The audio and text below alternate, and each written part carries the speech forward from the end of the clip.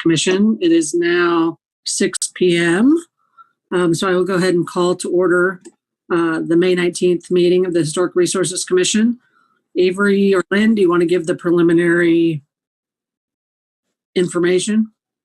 Yes, thank you, Chair Meyer. This is Avery Kerner, planning staff, and I have just a few housekeeping items to address for tonight's meeting.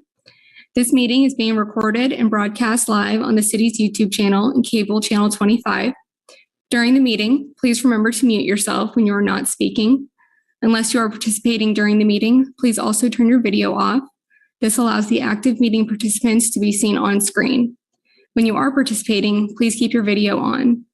We also ask that everyone state their name each time before they speak to ensure that everyone is able to follow along.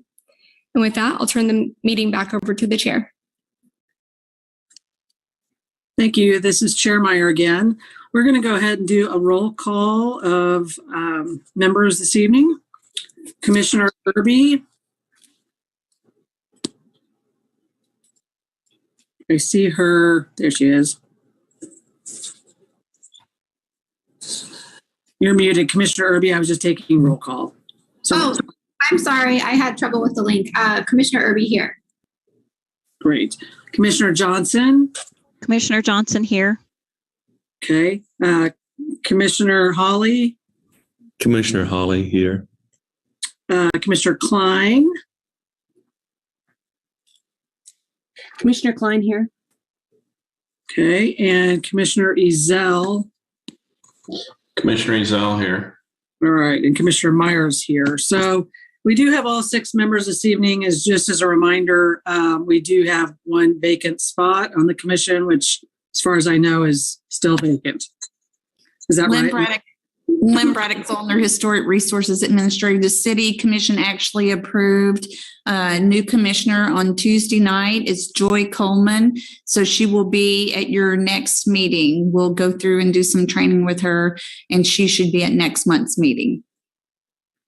Okay, this is Chair Meyer. That's fantastic. We'll be back to operating on all cylinders here. So, okay, we will begin then with the first part of our agenda this evening, communications. Do we have any communications from other commissions, State Historic Preservation Officer, or the general public that is not on another agenda item this evening? Lynn Braddock-Zollner, Historic Resources Administrator. You have no communications this evening. Chair Meyer, thank you. Is there any disclosure of ex parte communications by any of the members this evening?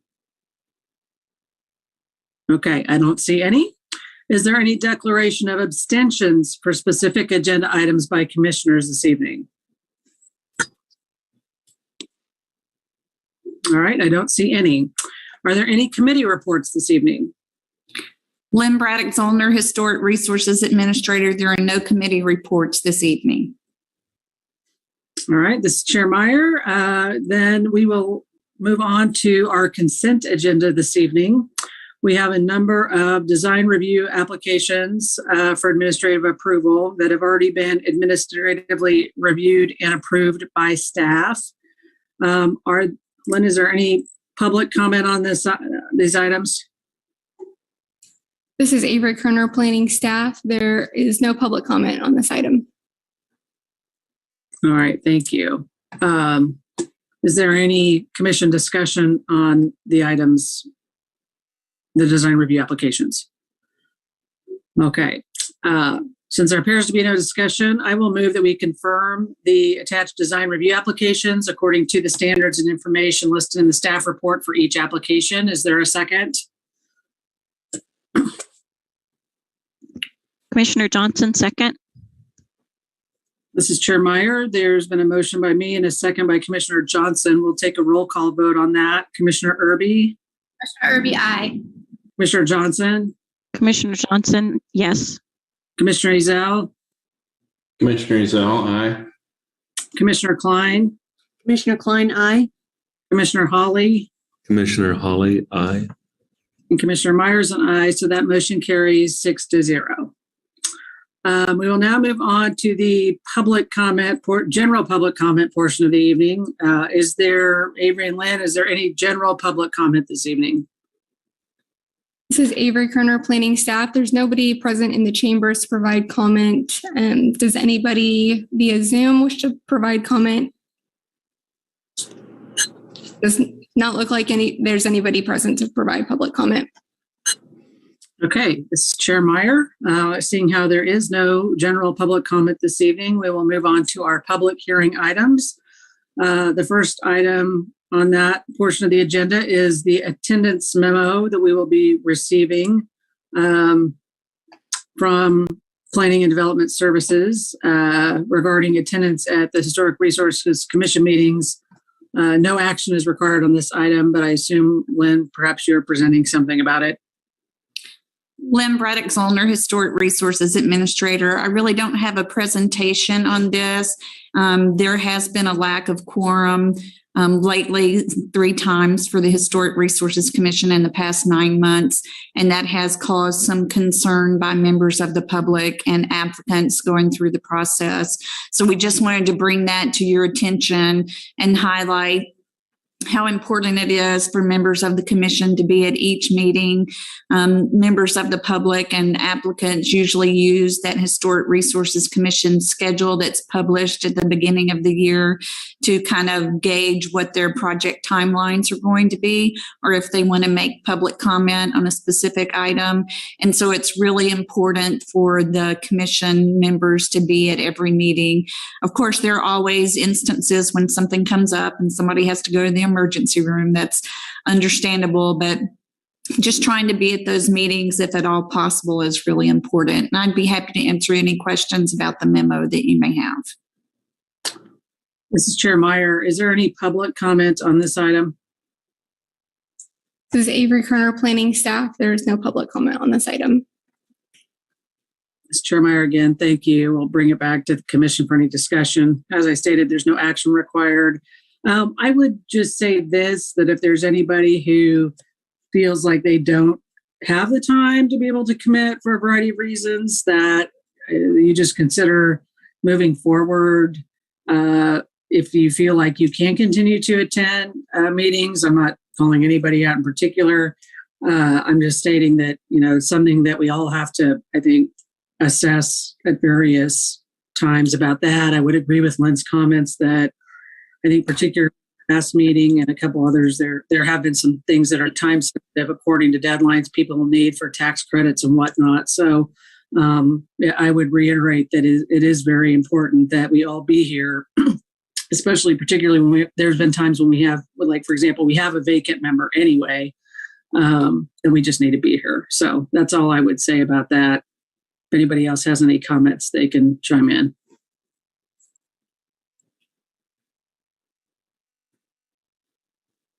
All right, we will move on then. I don't hear any comments. We will then move on to the next item on the public hearing item agenda, which is DR 22-114, 620 Indiana Street. Lynn Braddock-Zollner, Historic Resources Administrator. This is 620 Indiana Street for 2 additions to a contributing property to the Old West Lawrence Historic District. So it is a state law review. It is also a certificate of appropriateness review because the property is located in the environs of the Wilder Clark House located at 643 Indiana Street. Just to tell you a little bit about the project, the applicant requests to build 2 additions. The first addition would provide space for a lift from the ground floor to the second floor bedroom. It would be 5 feet 10 inches by 5 feet 3 inches. It would be sheathed with lap siding to match the historic structure and would have an asphalt shingle roof. It would be set back 3 feet 10 inches from the front wall plane. The second addition would be located on the north elevation of the structure. It would replace the existing sunroom elevation. It would be 12 feet 10 inches by approximately 44 feet. It would be 1 story in height. The addition would have cement board lap siding with a lap width to match the historic structure, and vinyl windows are proposed. On your screen, you see the subject property highlighted in green. And then the red shows the Old West Lawrence Historic District. The little dots that show up on the map are contributing structures if they're green and non-contributing if they're red. And then the Wilder Clark House is in the bottom left-hand corner of your screen. This is the subject property, the primary elevation that faces Indiana Street. This is looking at that south elevation. There are no changes proposed to this elevation. This shows the garage on the north side. The new master suite addition would wrap around this portion of the structure. This shows you that sunroom addition that will be removed and where the new addition will be from the front of that existing sunroom back to the garage. And on the right of this photo, you see the two windows that would be affected by the lift addition. This is the site plan showing, if you look at the site plan in the center of the screen, there's a little lift identification roof mark, and then there's the master suite addition that runs along the north side of the building. This is showing the demolition floor plan. You can see a little bit better in this where the sunroom addition is and will be removed. And this is showing the proposed floor plan on the left-hand side of the screen. You see the lift addition that sticks out past the existing elevation, and then the new master suite addition that's on the top of the screen. This is showing the primary elevation. It's a little hard to see. Go to the next one. This is the proposed lift addition. This is the north elevation. Okay. And these, the red circles show the two new proposed additions. And then this is that rear or east elevation where you will see a little bit of that master suite addition that's shown on the bottom right-hand corner of the screen. So staff has talked to the architect a little bit. He's been very vigilant trying to find a way to make the lift addition meet the standards, and there have been several iterations of trying to find a place where it will not be damaging to the historic structure. Staff is hopeful that there may be a few alternatives that have not been explored, and that maybe taking this to the Architectural Review Committee would help to determine if there are design alternatives for the lift addition. The master suite addition is on that north side and really replaces the existing sunroom addition, so it doesn't encroach anymore onto the primary historic structure. So staff is recommending that this be referred to the Architectural Review Committee to determine if there are design alternatives to the location of the lift addition that will meet the overall goal of the applicant while better meeting the applicable standards and guidelines. And I was remiss, this is state law review standards 9 and 10 of the Secretary of the Interior standards. And then for the certificate of appropriateness, it's standard 9, and then the illustrative review criteria in chapter 22. And I'd be happy to stand for any questions that you may have. This is Chair Meyer again. I know the applicants are present. Is there anything they wish to say at this time?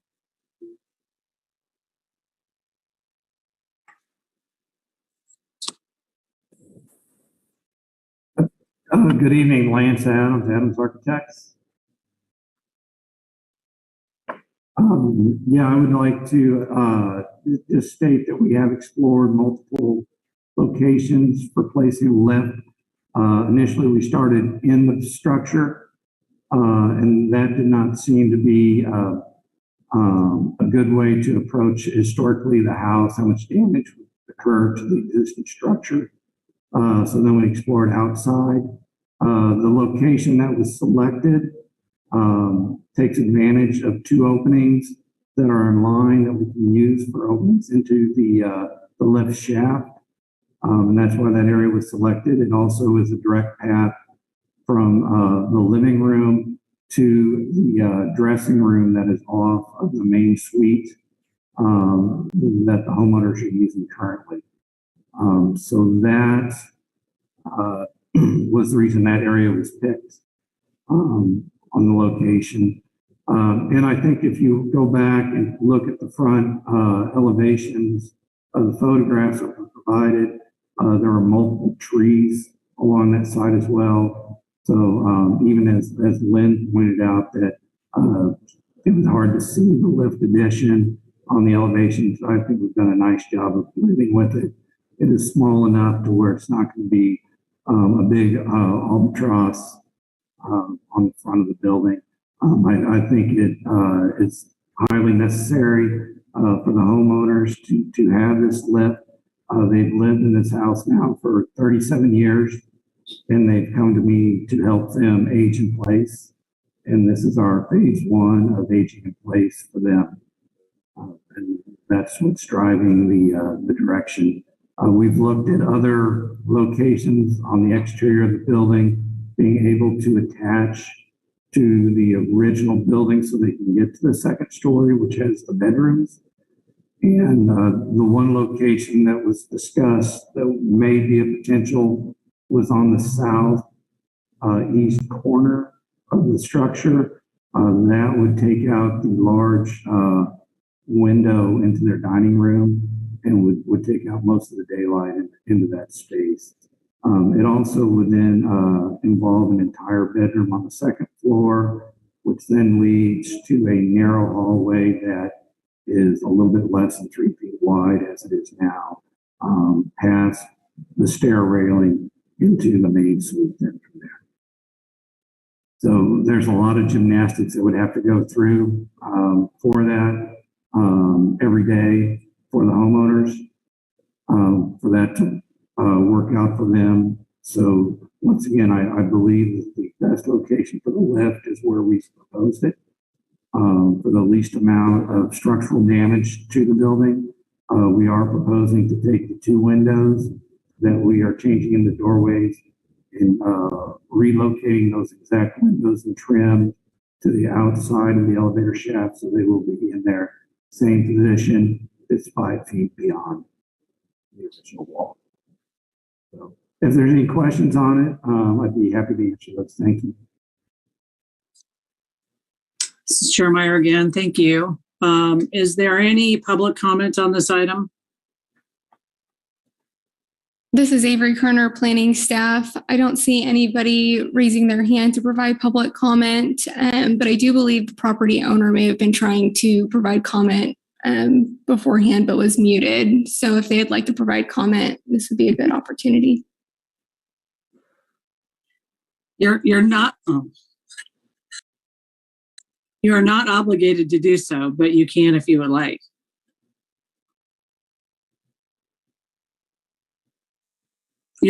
I think you're muted though. Okay. I'm Tim Miller. My wife and I, Tamara Dutton, are co-owners of the structure. And as Lance said, we've lived here for 37 years and we'd like to continue to live here. But Tamara's had some medical problems recently, and we can see that this is not going to be feasible. This is an old house built in times when there really weren't accommodations for disabilities, and we'd like to stay here as long as we can. We've worked with Lance and his partners, and they have, I think, come up with the best possible plan that preserves the house, which we're very fond of, and we do value our neighborhood, and we want to preserve the historic values of Old West Lawrence. But we think what we're promoting is the best thing that does preserve those values and also lets us live here for as long as we can. And we hope it's many more years. Mr. Meyer again, thank you. Okay, we will bring it back to the commission then for discussion. I guess this is a question for Lance. Were you and the owners amenable about going to the Architectural Review Committee? Yes, we'd be more than happy to meet with the Architectural Review Committee. Design is never done in a bottle. it needs to have everyone's input. So I'd be more than open to additional input on where this may work for everyone.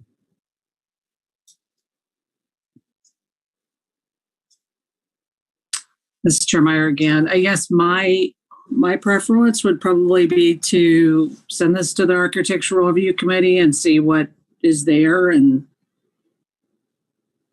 bring it back next meeting or as soon as possible and review it at that time. Any other thoughts?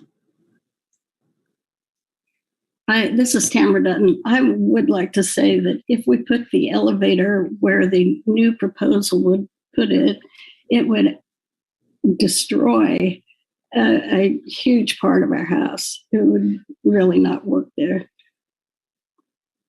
Windows in particular, and we bought this house for windows. So.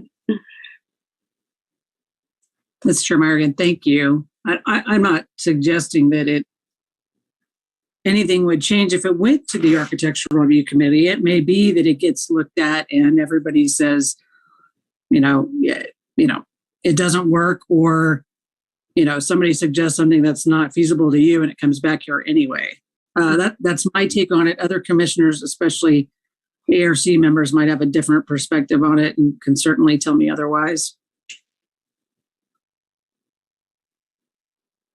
Well, this is Commissioner Johnson. I just wanted to ask about the vinyl windows. I was trying to figure out which ones or what.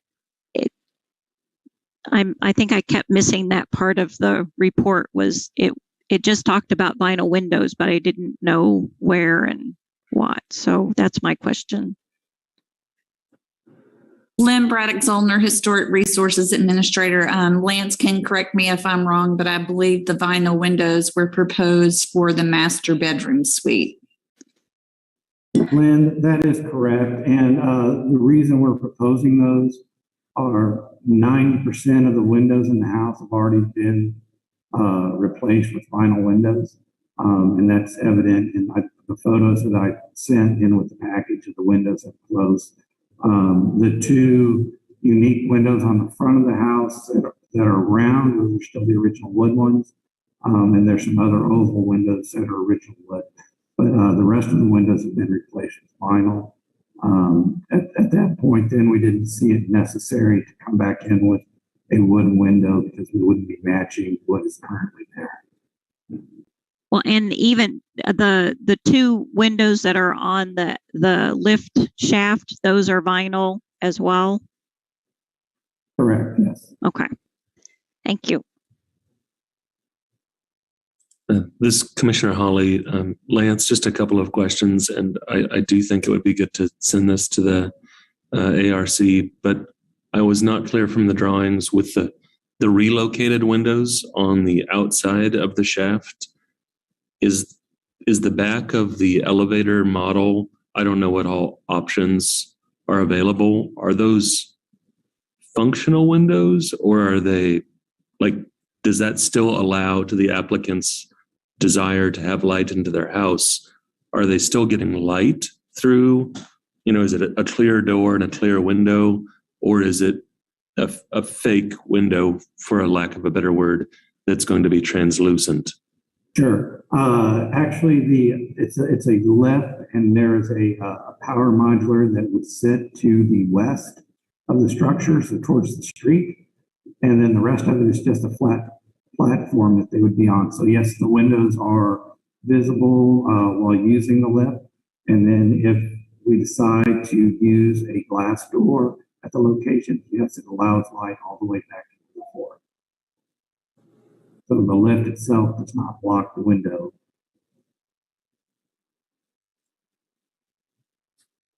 Does that help, Jay?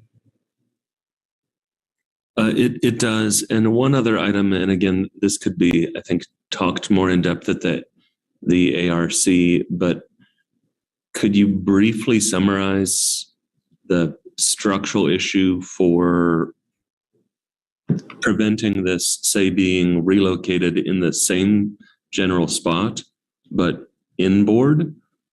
That would be useful, not for final answer, but just it appears from the drawings that there's a basement, whereas there might be room for the clearance at the pit, as it were, but I don't know. Right. So the lift requires only about 6 inches of a pit on it, so not much of a pit at all. But like most old houses, this has a rock foundation, so that actually sits inboard quite a bit from the exterior wall, which pushes the lift shaft inward more.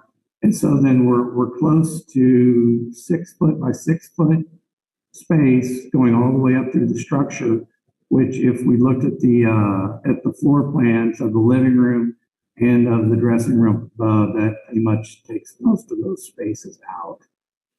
So then structurally, then we're going through all the, original hardwood floors and all the structure and all that inside. So for the house itself, I believe it's better to locate this on the outside so that we aren't doing all that structural work to the inside and trying to support things and cut them away from their original location. Is that a helpful? Yeah, it is. As an owner of an old house with a rock foundation, I can understand it's not as simple as just sliding that box in. The impact of outboard versus inboard would take up a significantly greater chunk of space without removing the existing foundation, which would probably compromise the house. That is helpful.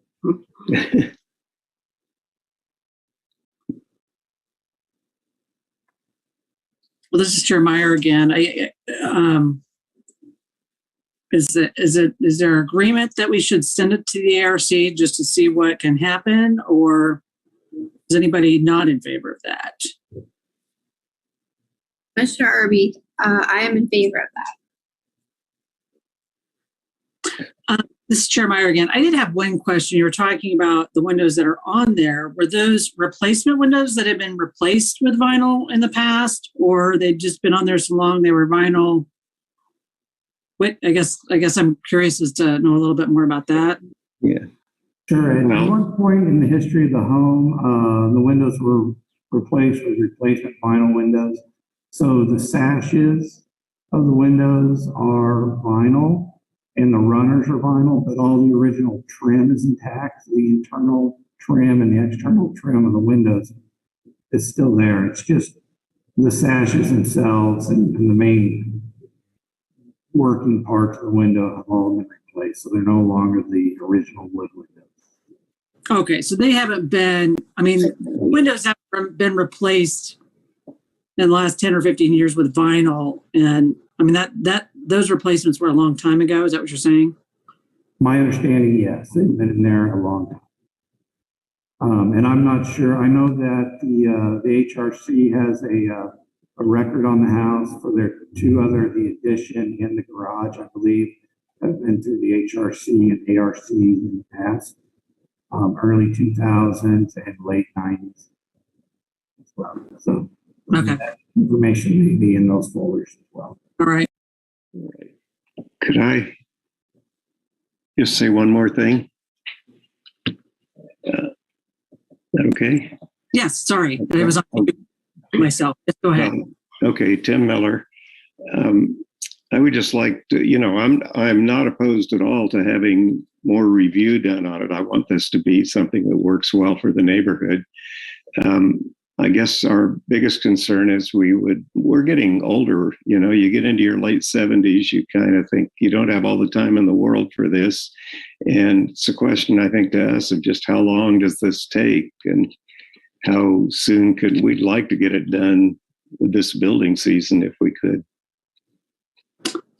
This is Chair Meyer again, and I certainly appreciate that. I can tell you that my father turns 80 next month, and we're dealing with a mobility issue, and that in the last year he's lost his ability to walk unassisted and lives in a 2-story house with only a curving staircase. And stairs, watching him do that is I about have a heart attack. anytime you get up or down. So I 100% appreciate the need for that. I would just say that if we can get into the ARC and have it back next month, I would kind of like to do that only because of the fact that for me, considering it's a contributing structure to a very important historic district in Lawrence, I would just prefer to have a little more analysis done when we come back. I mean, that's where I'm at. I don't know about other commissioners, but I certainly would hope we could not drag it out and move things along. So okay, well, we're fine with that for sure. And I say that, this is Chair Meyer, and I say that as a person who's not actually on the ARC committee and doesn't know the schedule. So let me give that as a caveat. Okay.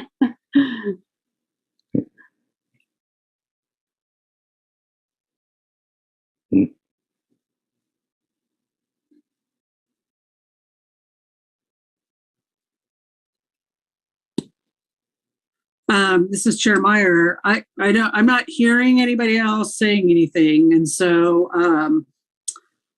I guess I would make a motion that we send the project, refer it to the Architectural Review Committee to determine if there are any design alternatives to the location of the lift addition. Lynn, do we have to do a separate motion for the state law review and certificate of appropriateness, or can I just do a motion that just sends it there entirely? Lynn Braddock Zollner, Historic Resources Administrator, you can just do one motion that sends it there. Great. This is Chair Meyer again. Thank you. I will just move that we refer the project to the Architectural Review Committee to determine if there are design alternatives to the location of the lift addition that will meet the overall goal of the applicant while better meeting the applicable standards and guidelines. And I would also state that maybe there could also be some conversation about the windows at that time as well. So is there a second? Commissioner Klein seconds. Okay, this is Chair Meyer. I made a motion and Commissioner Klein made a second. So we'll take a roll call vote. Commissioner Irby. Commissioner Irby, aye. Commissioner Johnson. Commissioner Johnson, yes. Commissioner Ezell. Commissioner Ezell, aye. Commissioner Klein. Commissioner Klein, aye. Commissioner Hawley. Commissioner Hawley, aye. And Commissioner Myers and I. So that motion carries 6-0. Lynn, do you want to explain how that works? Lynn Braddock Zollner, Historic Resources Administrator. We'll try. There's a standing ARC meeting for projects the first Thursday of the month. So we'll try to get this on that agenda and hopefully have it back to you for your June meeting. If we can get everyone's schedule to work and we can get design options, if there are any available to put in the packet in time for the June meeting. Mr. Chair Meyer again, thank you. Are there any questions by the applicant or Mr. Adams? Yes. Okay. No. Well, good luck with that, and hopefully we can wind it up. Okay, thank you. Thank you very much. Thank you. We appreciate it. You're welcome. Chair Meyer, and our next on the agenda is State Preservation Law Review Training. Lynn Braddock Zollner, Historic Resources Administrator. Every year we do preservation law training conducted by the State Historic Preservation Office to keep us brushed up on using our standards and guidelines. This evening we have Katrina Ringler with us, and she's going to lead us in a little bit of state law review training.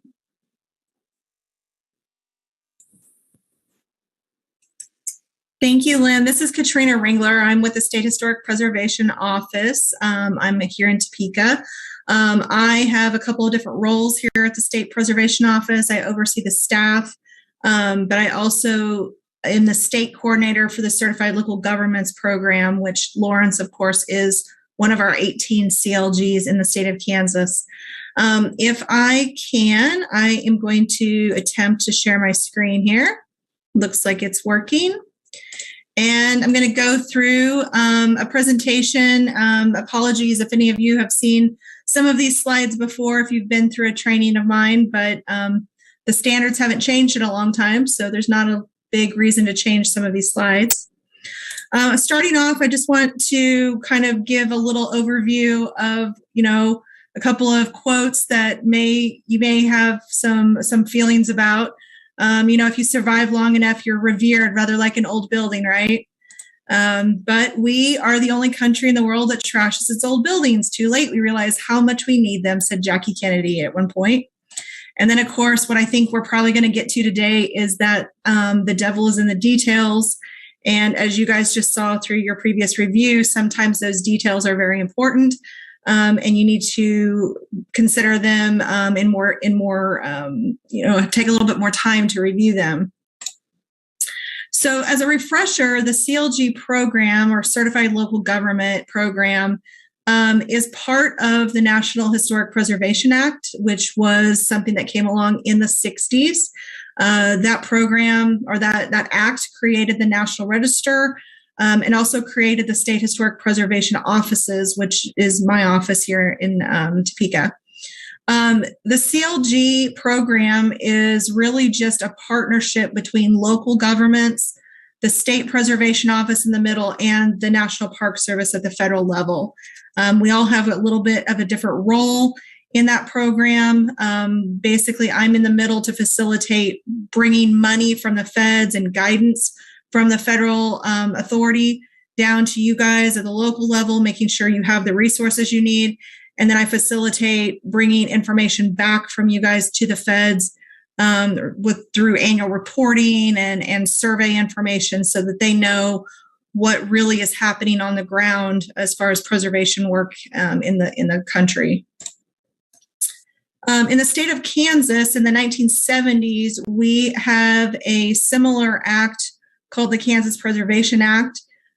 This was legislation that declared historic preservation is the policy of the state, and required that activities that involve governmental entities would be reviewed when they involve a project on a historically designated site or building.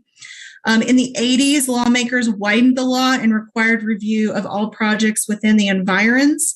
But then in 2013, lawmakers reversed that part of the state law. And so we no longer do environs review at the state level. But of course, some of you guys, some of the CLGs have that environs provision at the local level. So a couple of things about the State Preservation Act. One provision of that is a statute that we lovingly refer to as the State Preservation Law, 75-2724. That is the part that actually requires the SHPO to be given the opportunity to comment on proposed projects. And then there are further regulations that describe how we implement that program, what triggers review, and the process for reviews and appeals. Not that you have to read all the fine print, but there is a provision of that statute that says that the state preservation officer can enter into an agreement with a city or a county to basically take on the review authority that we have under that statute. And of the 18 CLGs in Kansas right now, about half of them have an agreement like that with us, including you guys in the city of Lawrence. We, of course, always hold the ultimate authority to, take back that agreement. But also, we are here in case there are ever projects that may be coming before you or the staff that for some reason or other you guys can't take on. Maybe there is a lack of staff situation, like a temporary position vacancy. Maybe there is something like a pandemic that gives you guys pause and makes you guys not be able to review projects for a while. Or there could be a project that's just so complicated and needs certain experience or expertise. And in any of those kind of situations, even though you have an agreement with us, you can always choose to turn a project back to us for review if you're not able to accommodate that. So just a reminder that the state preservation law, you guys probably see a lot of reviews under that, but you also have review under your local ordinance, which of course was part of what you just reviewed the last project on your agenda. A certificate of approval or certificate of appropriateness, we call a COA, is what we refer to when you're doing a design review of a property under your local preservation ordinance. That's an ordinance that's been adopted by the local municipality, and it is specifically calling out you all as the Preservation Commission, how many members you have, what your meeting schedules are, how many different professions and things are made up in the membership of the commission. But it calls out how to designate local landmark buildings. Different communities call them different things, but whatever your local register of historic places is called is how your local ordinance defines it. And as I said, sometimes you do have local environs review. Believe it or not, there are CLGs in the state who don't do design review at all.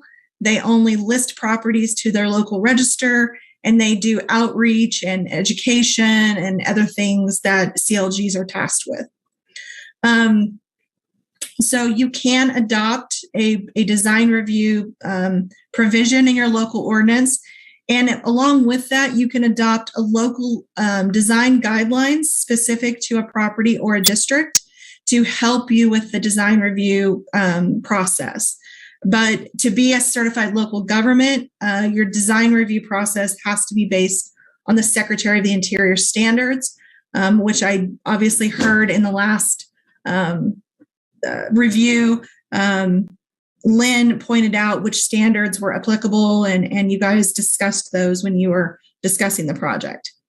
So at the state law level, we are then under a state statute, and it's only for buildings that are listed in the national or the state register. That's what triggers the review, along with a government action by the state or the local government. We use the Secretary of the Interior standards for the treatment of historic properties, but usually the rehabilitation portion of those standards. We can also use local design guidelines as long as they abide by the standards and as long as the local government calls those out to us when they submit a review to us. To make sure I'm not missing anything. So it is very important as you go through, and maybe this is on the next slide, let me transfer that. It's very important that you know, and I think the staff reports are extremely valuable in that, that when you're doing a design review, you know under what law you are reviewing the project, because there are some differences between what gets reviewed at the local level versus the state law level. For example, COAs are often triggered by a permit, but not always. Your local ordinance may say something like all projects, or it may define certain kinds of projects that get reviewed under the COA. Some other CLGs, I have kind of called them out on that a little bit because as a property owner, I may not know that my property is listed in the local register. I may not know that I have to get a COA unless I also come in to get a permit. So if that is a situation with your local ordinance, there may be a need to have continuing education with property owners to make sure that they're aware that a COA is required in a certain historic district or certain listed properties. And especially with you all having an environs component, that may be critical as well. Most COA local ordinance reviews have a limit of approve with conditions, or deny.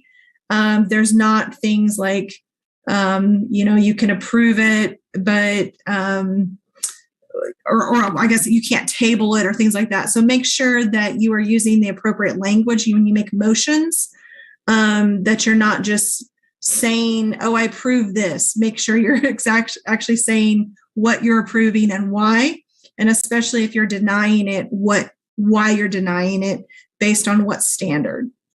And again, the staff reports are incredibly helpful with that. I noticed today when you guys made the motion, you just read it right from the staff recommendation. And of course, that can be adjusted if the commission needs to do that. Your local review also has an appeal component to it. It should define in the ordinance how a property owner or someone, with interest in the project would go about appealing the decision of the commission. Most of those go back to the local governing body or maybe to another body of the city government. Some local laws allow you to take into consideration financial impact on property owners. Those are usually called a certificate of economic hardship. Not all local ordinances have those, but that is something that as a CLG you can have. Now, the Kansas state law is triggered by an action of the state or any subdivision of the state. So that is why local permits trigger a review, but also some other things that we're going to talk about later, like zoning and actions by the government, including projects that are undertaken by the city government. A common misconception is that the state law does not include the interiors of buildings, but they do, and it's all about that trigger. So if a permit is required for an interior remodel, an electrical permit, a plumbing permit, something like that, and that's on the interior of the building, then you're going to have to review the interior of the building as well. The SHPO or the Historic Preservation Commission, whoever's doing the state law review, has to review the project to determine, and the language we use is if it will damage or destroy the listed property. So when a motion is made under the state preservation law, the language should really be, I move that this project will or will not damage or destroy the historic property. And so if you're saying it will damage or destroy the historic property, you always want to make sure that you are citing maybe the standard that you think it's not meeting.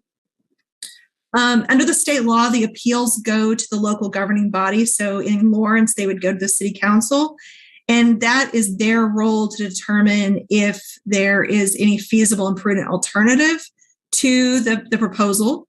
So for example, if you all had chosen tonight to deny or find that project did not meet the standards, that it would damage or destroy the historic property, then the property owner would have the ability to appeal to the city council and make a plea to them that there's no other feasible way for them to do what they want to do with their property to meet their goals and objectives.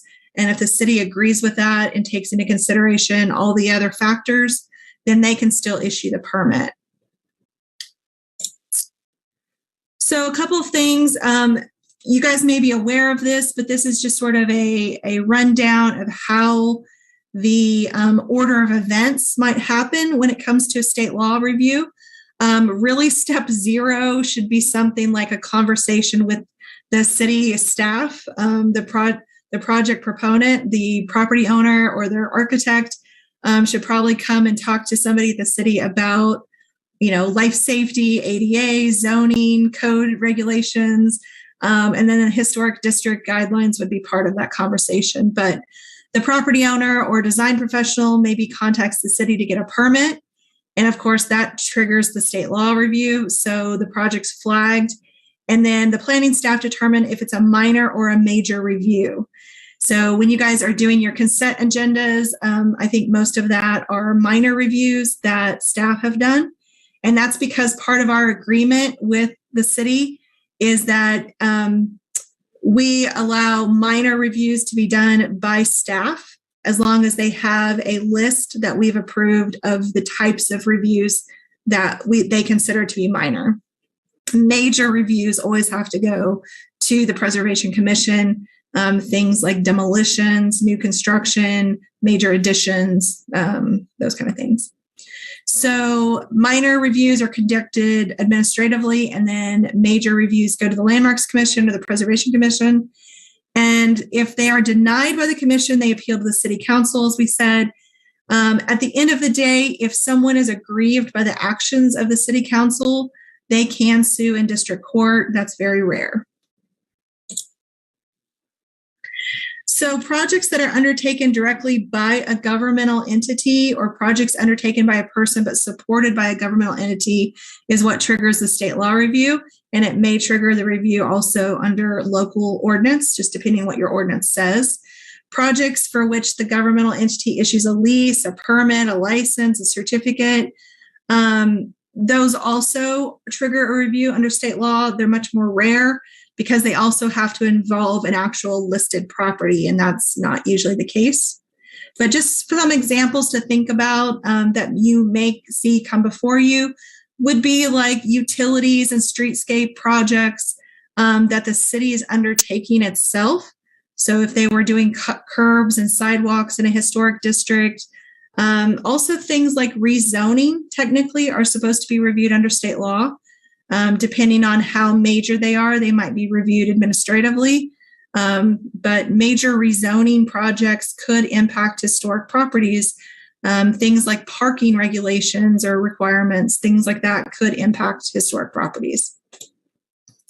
Then there are things that require permits, and whether or not something requires a permit in your community is all about what the local regulations say. So what requires a permit in Lawrence may not require a permit in Topeka or Leavenworth or Kansas City or Dodge City. So I don't know, but maybe painting would require a permit in some communities, probably not in most. Replacing windows may require a permit, but surprisingly, in a lot of communities, it does not.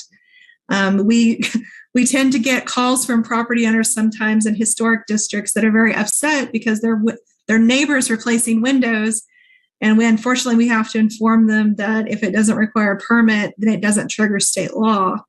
Now they may still have to get it reviewed under a COA depending on what their local ordinance says. So it just depends. Other things like interior remodels. I have a conversation with our staff person at the city of Topeka because Topeka does not require a permit for interior remodeling unless there is a structural wall being impacted. And I asked the staff person, I said, well, me as a property owner who's a complete lay person and doesn't know anything about structural stuff, how do I know a wall is structural until I start knocking it down? And he admitted that that was probably a short-sighted part of their permit process. But it just brings up the fact that, like, if I had a downtown commercial building, or if even I have my house, I can do a lot of interior remodeling before a permit would be triggered for review. And then, of course, signage. Most communities have a permit for commercial signage of some kind, and those should be reviewed under the state law and possibly under your local ordinance as well. Whenever a review is triggered for a state law review, we do expect that the entire project would be part of the review. So even though the trigger may be the window replacement or the sign, if the sign indicates that they are getting a new business in that building and there's going to be a remodel, then probably the entire project should be part of the review. And it may take a little bit more work, or they may be trying to kind of divide things out. I know that doesn't always happen, but that is the anticipation that we expect and hope for. So our roles in the process of review, of course, the SHPO, your local staff, if they're doing administrative review, or you all as the Landmarks Commission, is to review the case and apply the Secretary of the Interior standards. Does the proposal meet the standards, and does it damage or destroy the historic listed property? Basically, you're using the standards in order to determine if there is a damage or destroy component. What we cannot do is look at the financial feasibility of the project, whether or not it's good for the community. Can the building be saved? Would the building be usable? So, for example, tonight we were reviewing that project before us, and there was a very compelling reason why the property owners wanted the new construction. And we may all be very sympathetic and we may agree with them on that, but unfortunately, that's not part of our role in the process. when it comes time, if it comes time for a project to be appealed to the city council, then they are tasked with finding if there are feasible and prudent alternatives to the proposal.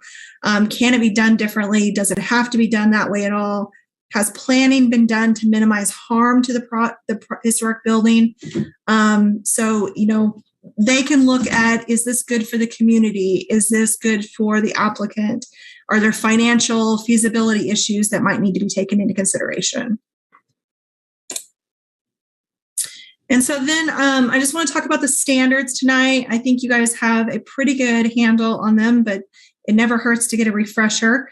Earlier, I mentioned that we use the Secretary of the Interior standards for the treatment of historic properties, which is a mouthful, but what it really boils down to is that there are 4 standards that we use widely, but really the one we use day to day for all of the programs that I review in my office, the tax credits, grant programs, the state preservation law, is the standards for rehabilitation.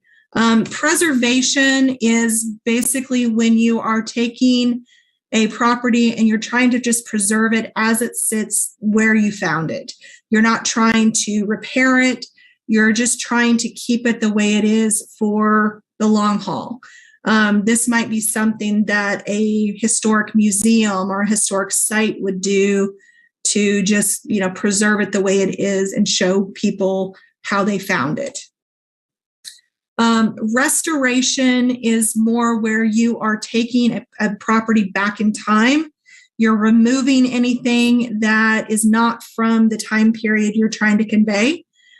So again, this is mostly used by historic sites and museums because they're trying to portray and interpret the site for a specific purpose. So if it's the goal is to interpret this building when a U.S. president lived here, then you're going to need to get rid of all the stuff that's not from that era, and so you're doing a restoration.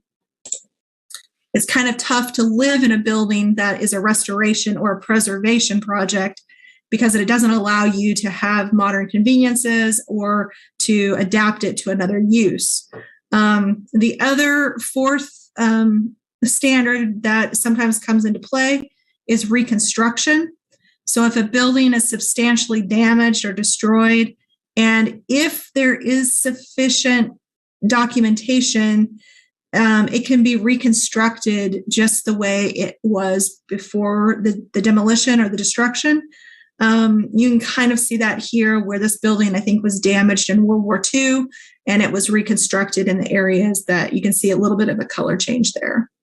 So what we typically work with is rehabilitation, where you're bringing in aspects of those other standards to preserve the historic character of the building, restore things that may be missing, reconstruct things if they are no longer extant.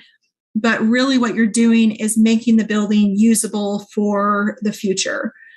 So you're adding an addition, you are upgrading electrical and plumbing, you are addressing ADA compliance and other code compliance issues, things that make the building usable.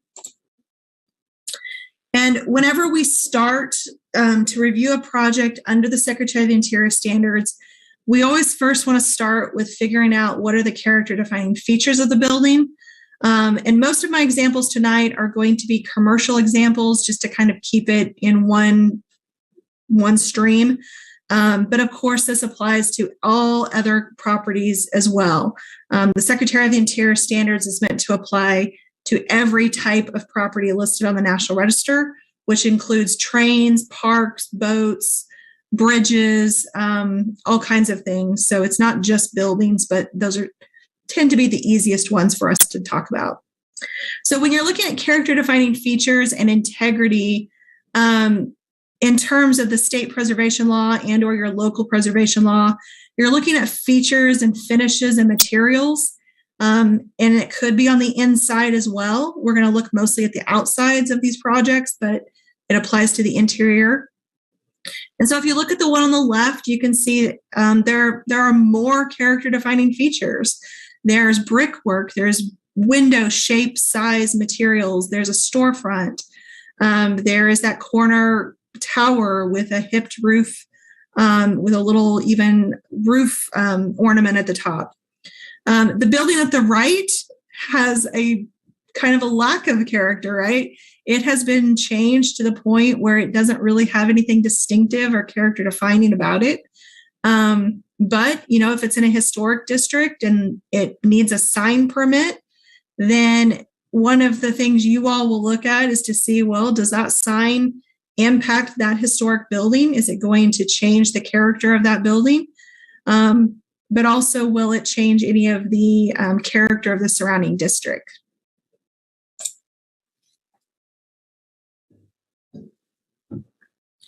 There are 10 Secretary of the Interior standards. We always kind of joke that it's like the 10 Commandments or the 10 Bill of Rights, but they are pretty vague because they have to apply to all these different properties. And so it does take a little bit of interpretation sometime to figure out what they mean. So standard number 1 is that a property should be used for its historic purpose or placed in a new use that requires minimal change. And so if the new use will require infilling large glass storefront windows, then maybe that's not a compatible use for that building. A new use should be found, or maybe a new building should be found for the use. I always use as an example putting a parking garage in a Victorian house. That's not going to be something that would be appropriate for that property, but you could probably put a parking garage in a concrete warehouse. So it just is a matter of fitting the use with the building and making sure that it's compatible. If the building does not accommodate the new use, then it doesn't meet standard number 1. So this is just an example of a building where the use of the building as a bar and restaurant establishment, I believe it was like local code or something said if you were serving alcohol, you couldn't have open windows to the sidewalk. And this building has a beautiful, original, intact storefront. And so they didn't want to infill the glass. And so they got very creative with vinyl window stickers to separate the activities on the inside from the street. And that complied with their code.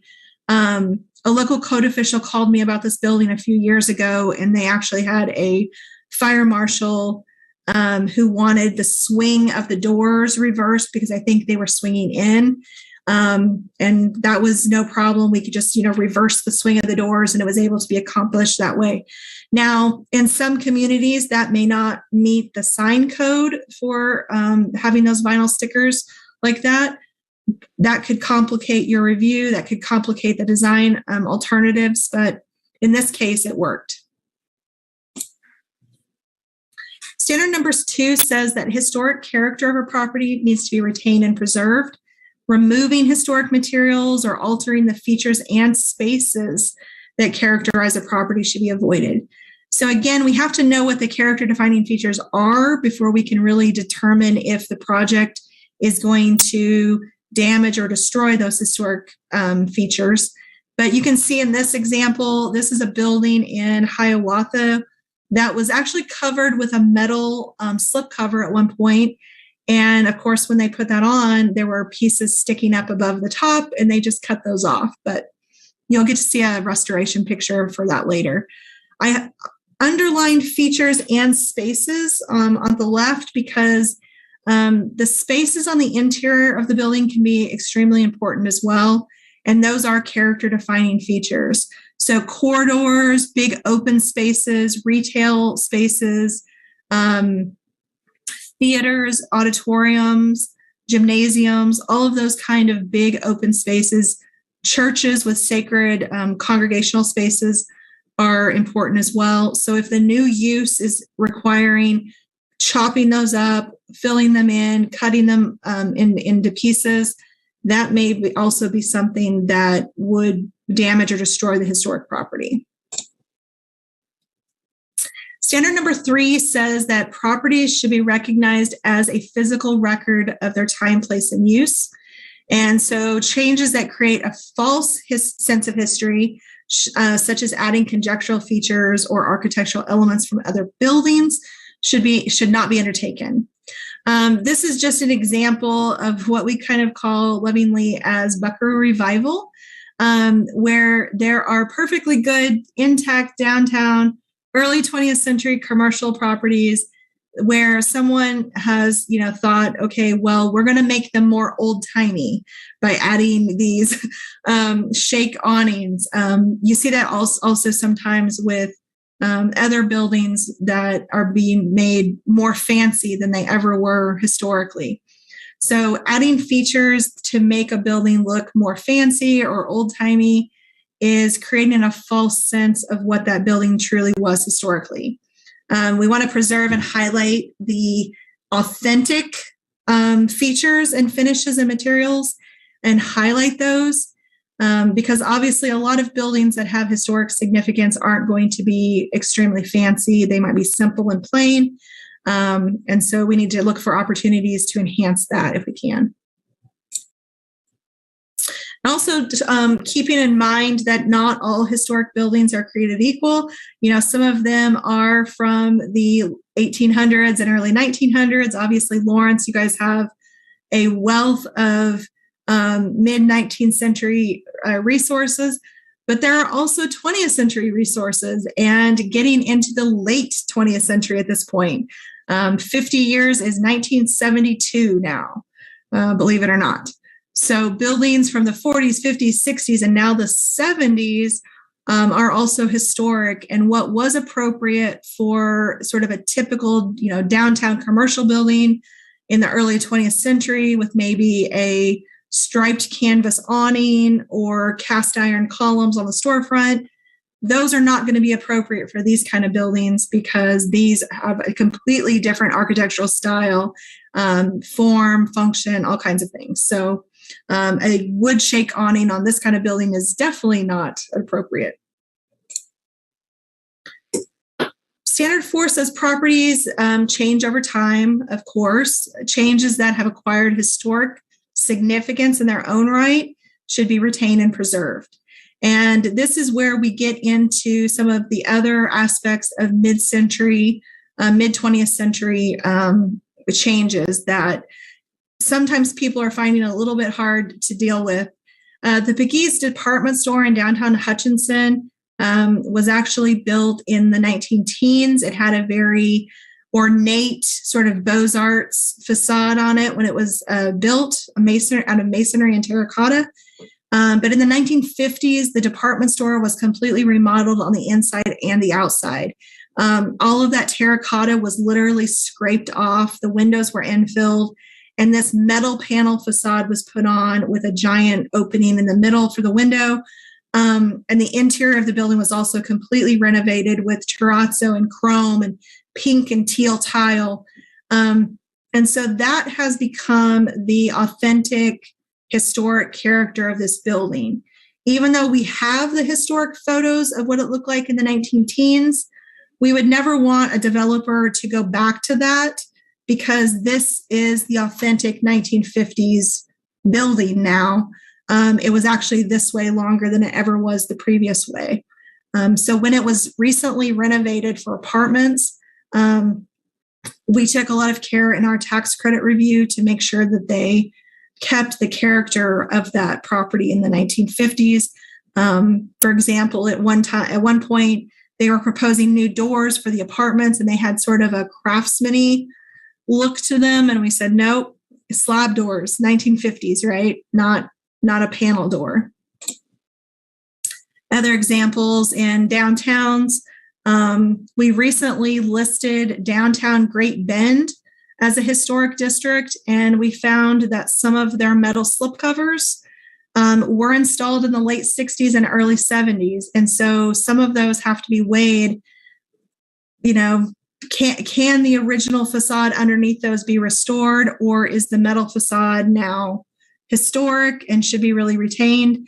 And it's really a case-by-case basis because not all of those buildings retain authentic character behind the metal slipcovers.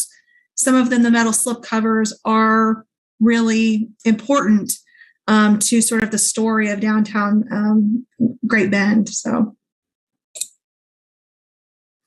standard number 5 is talking specifically about those distinctive features, finishes, and construction techniques, or examples of craftsmanship that characterize properties. And those just need to be recognized and preserved. If you're not aware of the preservation briefs, the National Park Service has, I think there's 50 some preservation briefs on their website. And brief number 17 talks about architectural character and how to identify that and then use that as part of your design review or design process. I will point out that standard number 5 says that things like craftsmanship and distinctive construction techniques should be part of the review. So, for example, it could be something that is sort of hidden from public view. I worked on a project in college where a house downtown was being demolished and they found out a log cabin was inside of it.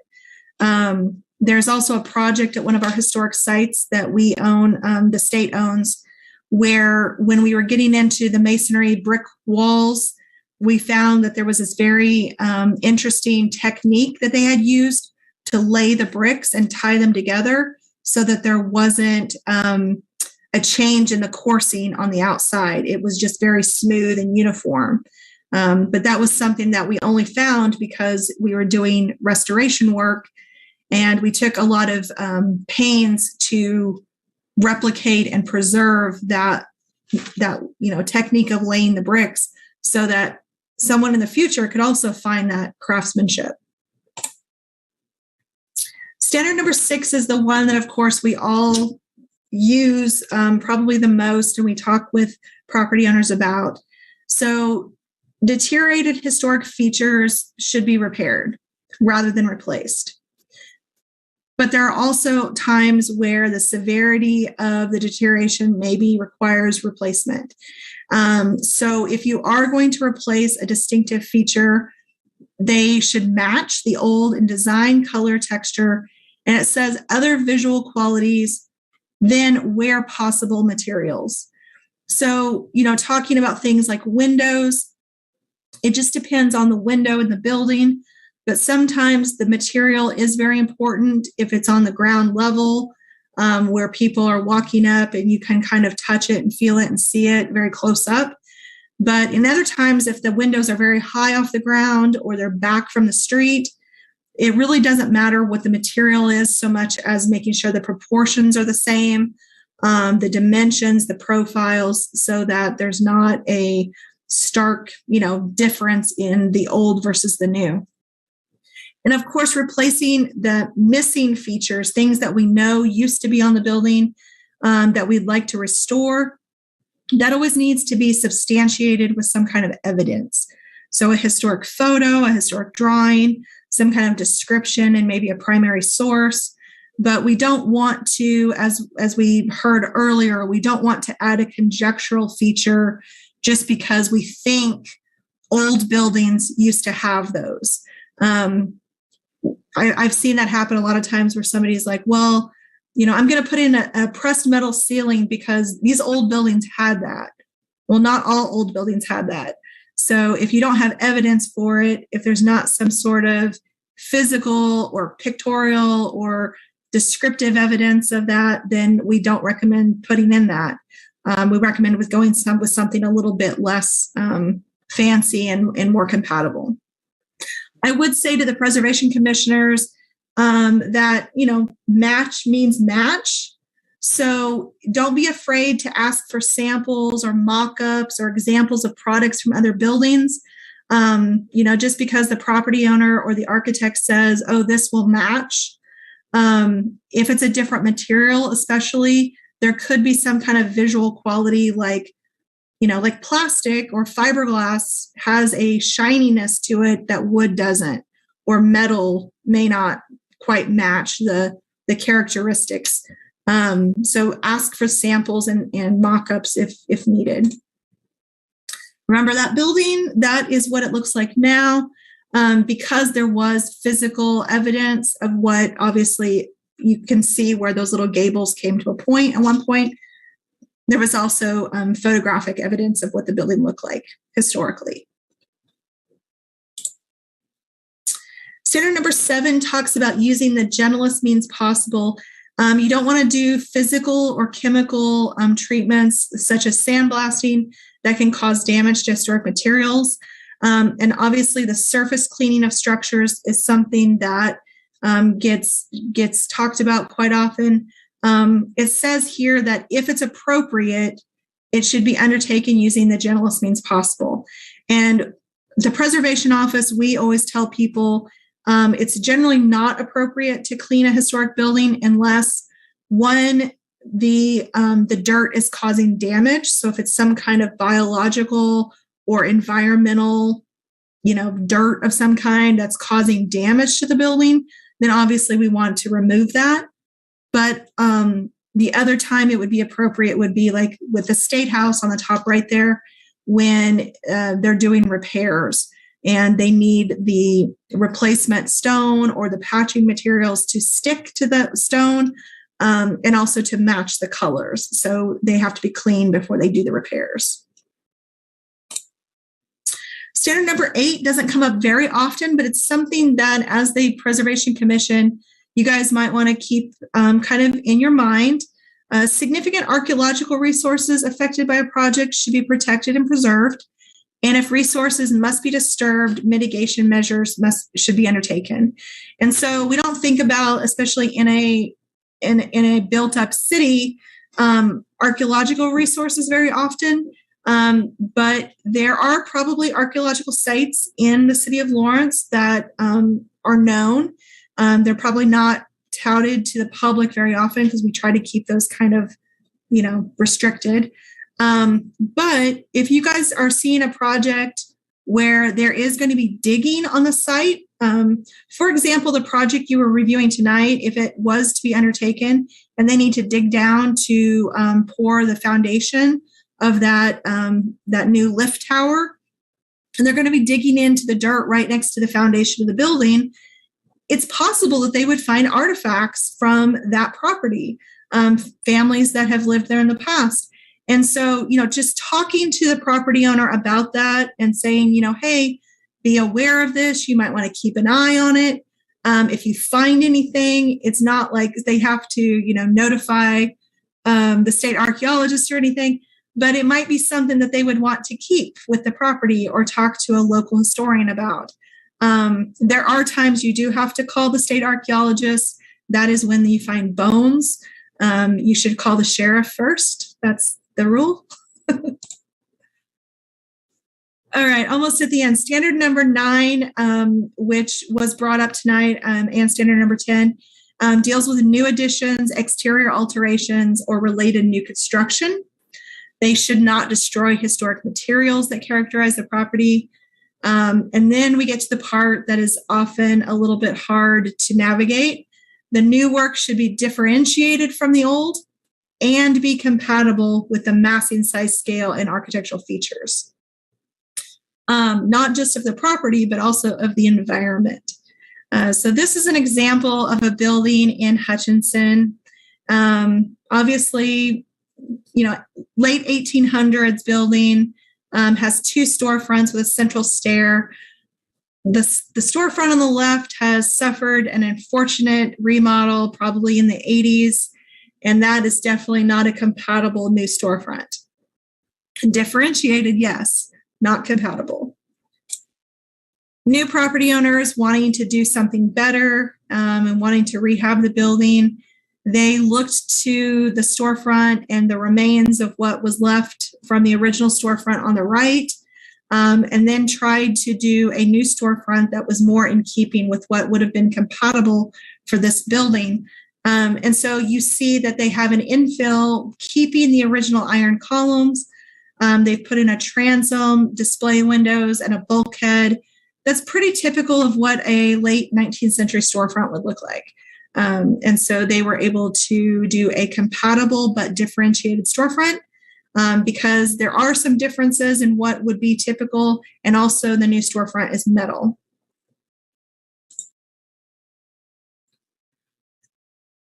Standard number 9 also comes into play when we're dealing with not just additions or alterations to historic buildings, but also infill in like a vacancy in a historic district. So in a downtown historic district, you may have a vacant spot between, a couple historic buildings. And what is put into that spot also needs to be compatible but differentiated. And so these are just some examples of what you might see on a commercial street as infill, trying to maintain the setback with the street, trying to maintain a pedestrian feel at the sidewalk level with storefronts that are very transparent. And then up above, having some sort of division where you see there's an upper level and a lower level, and then capping it with some kind of cornice or parapet. Standard number 10 deals with additions or adjacent or related new construction and making sure that it's undertaken in a manner that makes it reversible or removable in the future. And you want to do those kind of additions and new construction in a way that keeps the essential form and integrity of the historic property and its environment. What I like to call this is sort of the down and back standard. If you're going to do an addition or new construction on a site, you want it to be lower than the historic building. You want it to be towards the back. You want to keep it out of sight as much as possible.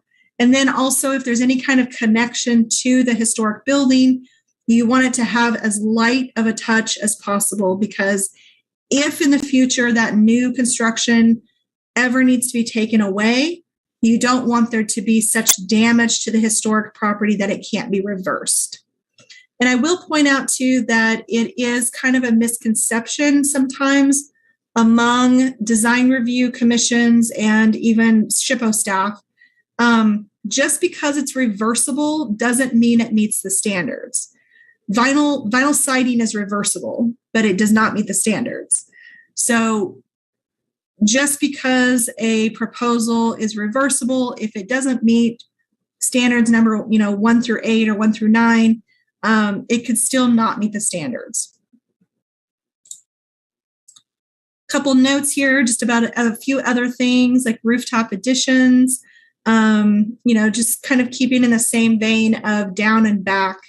If you are going to look at a rooftop addition on a project or even in a residential district, sometimes they want to do additions on the back that sort of pop up above the roof line. It's recommended that you push those back into the sides so that they're barely visible from the right of way. We never recommend a rooftop addition on a building that's under 3 stories. This is kind of my typical example in Manhattan, where the Duckwalls building was a contributor to the downtown historic district. It had been a Joann fabric for a long time. The initial proposal was a very large rooftop addition that just sort of overwhelmed the historic building and even sort of encroached on the historic district around it. It was almost as tall as the Wareham you can see down the block there. Ultimately, we got some design review done where we could come to a better design solution. They were able to pull it down and back. It of course did impact the use of the building. I think they wanted some additional space up there. I think they were going to use it for like apartments or something. And that just could not be accommodated by the historic building. It was, standard number 1 issue. But this was the design that they came up with. And as you can see on the rendering, barely visible in this rendering perspective. Ultimately, it's not really visible at all from the street. That's a Google view. Obviously, the camera is like up on top of the car. But what you can see, and this isn't a deal breaker, but just something to keep in mind, you can see all of sort of the accessories to the rooftop addition, right? Because there's a patio up there for rooftop dining and drinking and things. It's a restaurant and tap house, or it was when it was rehabbed. lights, plants, any kind of other accessories to the patio up there. This particular building had a very high parapet, so they didn't need railings to meet code, but some other properties may have low parapets. And so to accommodate use on the rooftop, they have to put up railings. And if those are visible from the street, those are going to impact the look of the building and the surrounding historic district.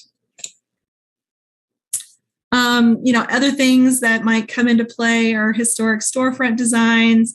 You guys were talking about a residential property tonight, porches, windows, just looking at compatible and differentiated, how to pick out what fits the character of the historic building and what doesn't. And that all comes down to defining the character defining features. So I mentioned earlier the preservation briefs. There are also other resource documents out there on the National Park Service website. We have a lot of those linked on our website, kshs.org. These are what we call interpreting the standards bulletins.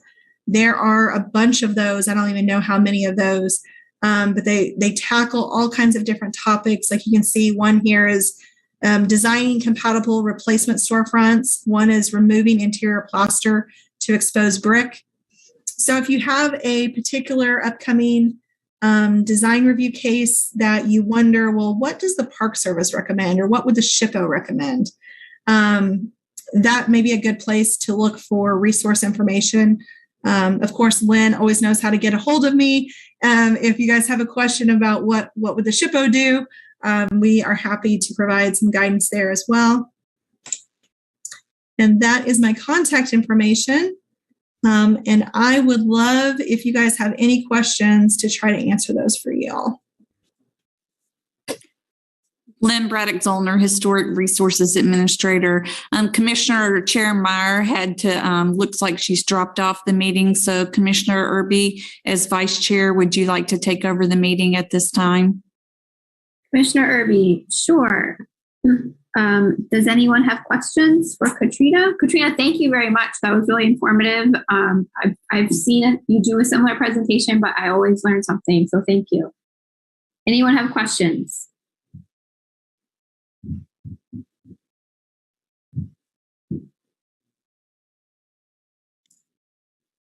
Commissioner Hawley, I would also just say thank you, Katrina.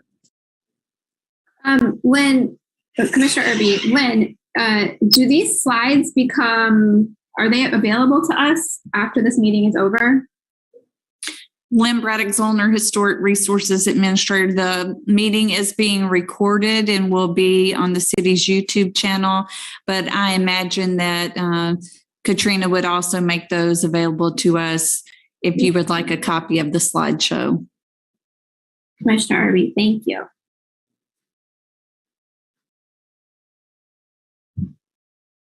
Well, thank you again.